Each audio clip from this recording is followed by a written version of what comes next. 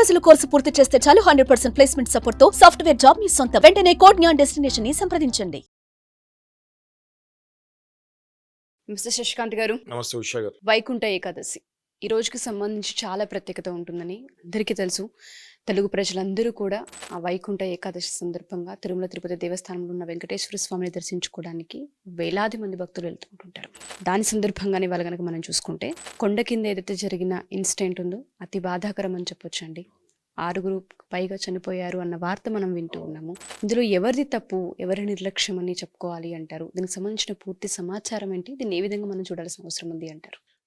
చాలా బాధాకరమైన విషయం ఉషా గారిది. వైకుంఠ ఏకాదశి అనగానే మనందరికీ గుర్తొచ్చేది శ్రీ వెంకటేశ్వర స్వామి.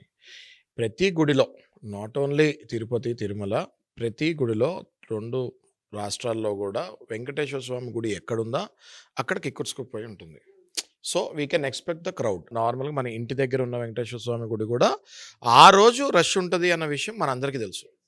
అట్లాంటిది తిరుమల తిరుపతి అంటే వరల్డ్ ఫేమస్ హోలీ ప్లేస్. అది శ్రీ వెంకటేశ్వర స్వామి సాక్షాత్తు ఆయన అక్కడ ఉంటారు అని భక్తులు నమ్మి అక్కడికి వస్తాం జరుగుతుంటుంది. అలాంటిది మరి ఎంత పగడబందీగా అక్కడ బందోబస్తు పెట్టాలి, ఎంత పగడబందీగా ప్లాన్ చేయాలి అన్నది ముందు నుంచే పోలీస్ వ్యవస్థ ఆలోచించాలి. ఇందులో ఖచ్చితంగా పోలీసు వ్యవస్థ ఫెయిల్ అయిందంటంలో చెప్తంలో సందేహం లేదు. ఎందుకంటే దగ్గర ఉషా గారు 10 కౌంటర్లు పెడతాం జరిగింది తిరుపతిలో. అనేక ప్లేసెస్లో తిరుపతిలో ఒక 10 కౌంటర్లు పెడతాం జరిగింది. ఒక కౌంటర్ ఏమో రామానాయుడు స్కూల్ పార్క్లో పెడతాం జరిగింది. పొద్దున్నుంచే అక్కడ టోకెన్స్ ఇస్తారు వైకుంఠ ఏకాదశికి అని ప్రచారం జరగబట్టి పొద్దున్నుంచి అక్కడికి భక్తుల రద్దీ స్టార్ట్ అయింది.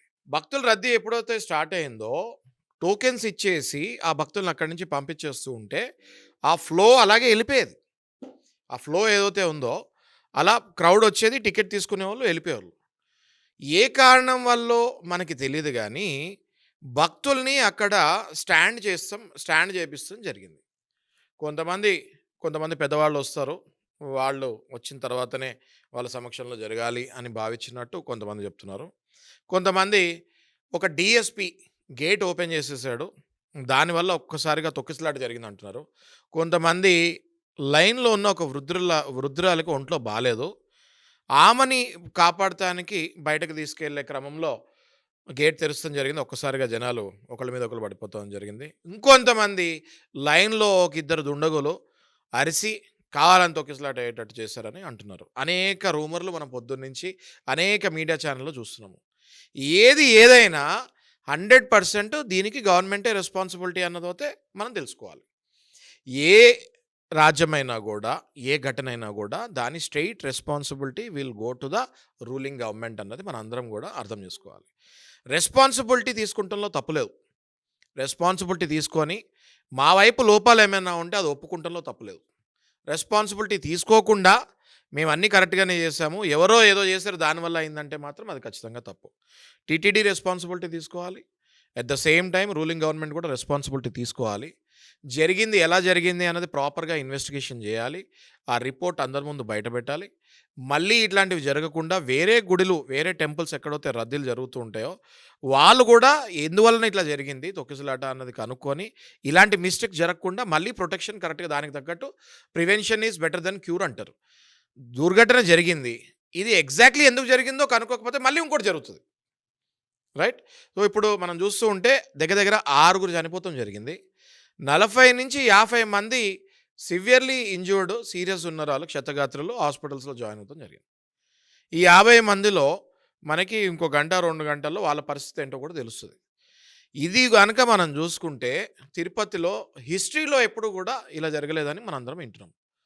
మరి ఇప్పుడు 21st సెంచరీకి వచ్చి మనము పోలీసు వ్యవస్థ ఇంత స్ట్రాంగ్ అయ్యి ఎంత కట్టదిట్టడిగా ఉండాలి అలాంటి ప్లేస్లో అన్నది TTD chairman plus TTD board members వీళ్ళందరూ కూడా వెంటనే బోర్డు మీటింగ్స్ పెట్టుకొని ఒక రిజల్యూషన్ తీసుకొని ఎందుకు జరిగింది, దానికి కారణమైన వాళ్ళని వెంటనే సస్పెండ్ చేస్తాము, డిస్మిస్ చేస్తాము, ఎవరైతే చనిపోయారో వాళ్ళకి కంపన్సేషన్ ఇస్తాము, ఎవరైతే ఇంజూర్డ్ ఉన్నారో వాళ్ళకి వెంటనే కంపన్సేషన్ ఇస్తాము, మళ్ళీ ఇది జరగకుండా ఉంటుంది అని చెప్పి వచ్చే భక్తులకి భరోసా ఇస్తాము.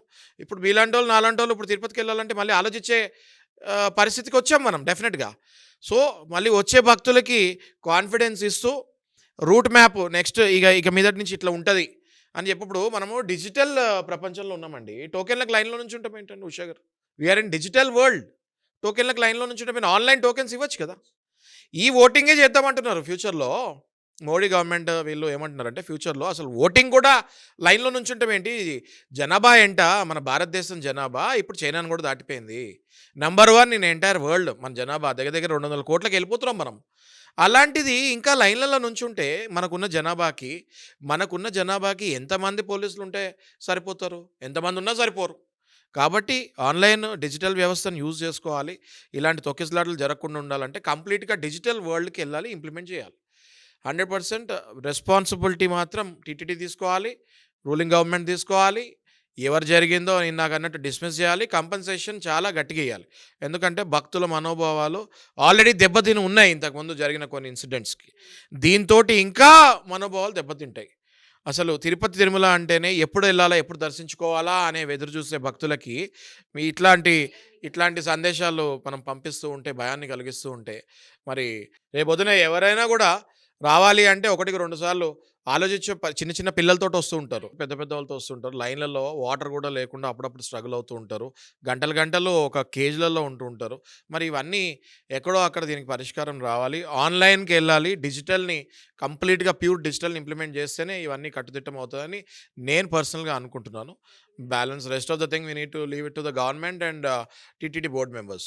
మీరు అన్నది నిజం సార్. ఎందుకంటే అక్కడ కనుక మనం చూస్తే 20 గంటల నుంచి వెయిట్ చేస్తున్నారు అన్న వార్త కూడా మనం వింటూ ఉన్నాము. కరెక్ట్. ఎప్పుడైతే టికెట్లు ఇస్తారో అని తెలిసిందో 20 అవర్స్ నుంచి టికెట్స్ కోసం అక్కడ కూర్చున్నారన్న వార్త మనం వింటూ ఉన్నాము. మీరు అన్నట్టుగా డిజిటల్ వరల్డ్ వచ్చేసింది. ఎక్కడి నుంచైనా సరే బుక్ చేసుకునే ఒక విధానాన్ని అమలు చేయొచ్చు, దాన్ని ముందుగానే తీసుకోవచ్చు. లేదు భక్తులు అక్కడికి వచ్చినప్పుడైనా సరే పోలీసులైనా లేదంటే టీటీడీ మండలి అధికారులైనా సరే అప్రమత్తంగా ఉండి జాగ్రత్త చర్యలు ముందుగానే చేపట్టున్నా మేబీ ఇంత సంఘటన జరుగుండేది కాదు. చనిపోయిన ఆ 6 కుటుంబ సభ్యులకైనా ఎవరికైనా సరే సంతాపం తెలపడం తప్ప చేయగలిగింది కూడా మనం ఏమీ ఎంత లేదు. కంపన్సేషన్ ఇచ్చినా పోయిన ప్రాణం తిరిగి రాదు.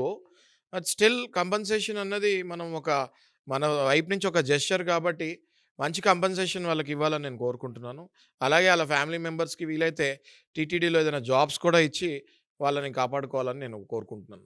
Thank you sir. ఏదేమైనా నెక్స్ట్ టైం ఇటువంటి జరగకుండా ఉండాలని కోరుకుందాం. థ్యాంక్ యూ శశికాంత్ గారు. Thank you so much. Thank you.